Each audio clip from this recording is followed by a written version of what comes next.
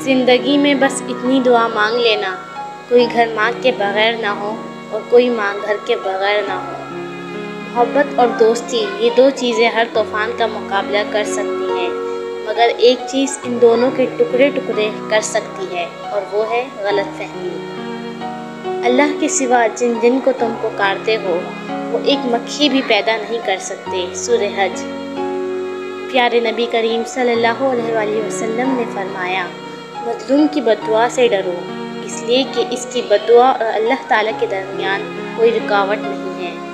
برداشت کے کانوں سے سنو، رحم کی آنکھوں سے دیکھو اور محبت کی زبان سے بات کرو۔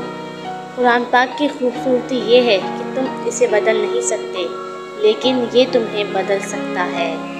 انسان مکان بدلتا ہے، رشتے بدلتا ہے، دوست بدلتا ہے، لیکن پھر بھی دکھی رہتا ہے کیونکہ وہ اپنا رویہ نہیں بدلتا۔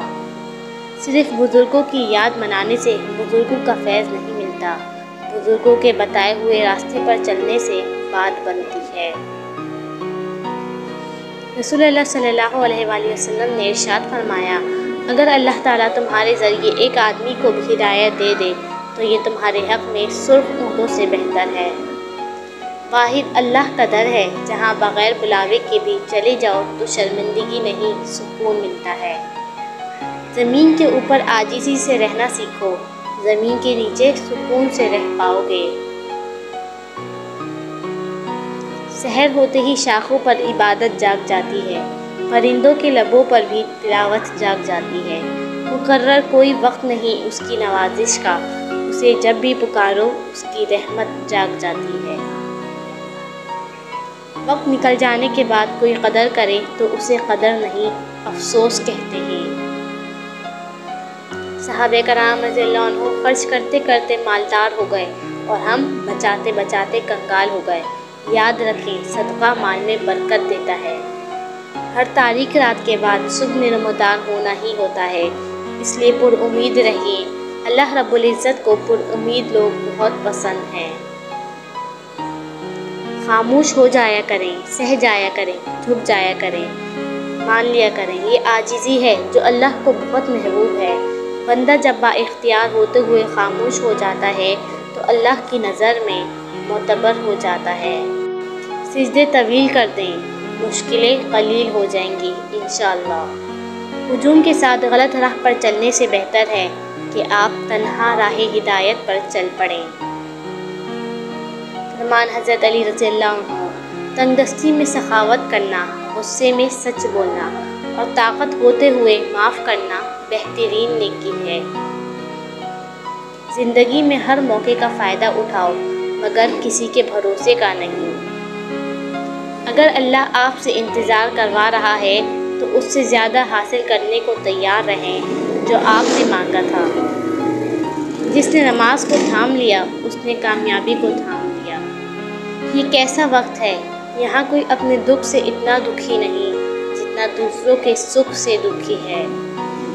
وہ تم سے اتنی محبت کرتا ہے کہ دن میں 5 بار اپنے پاس بلاتا ہے۔ یہ زندگی صرف تب تک ہلکی ہے جب تک سارے بوجھ ماں اور باپ نے اٹھائے ہوں۔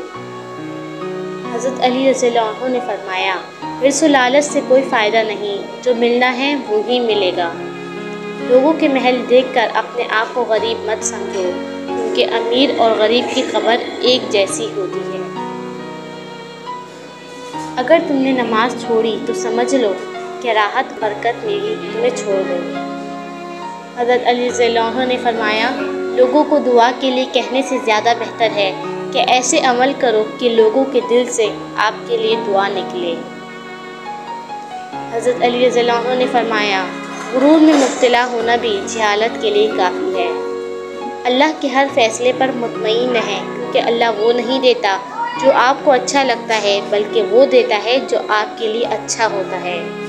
جس بات میں الفاظ کم اور معنی زیادہ ہوں، گفتگو کا وہی حصہ نہایت پرکشش ہوتا ہے۔